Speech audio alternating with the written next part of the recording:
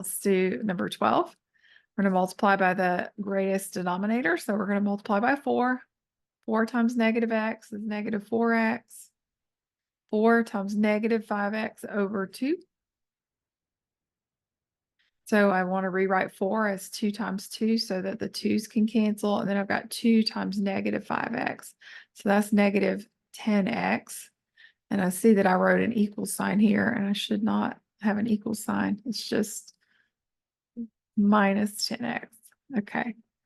Now the equal sign. And now I'm ready to multiply 4 times negative 21 over 4. Well, that's kind of nice because the 4's just directly cancel, and that is just negative 21.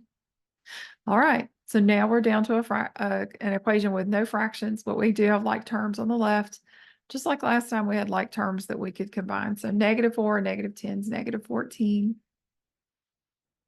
And we'll again divide by whatever's in front of x because it's being multiplied by x.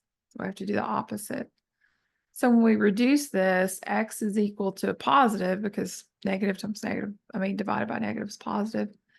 And we need to rewrite this so we can reduce it. So 7 times 3 is 21 and 7 times 2 is 14.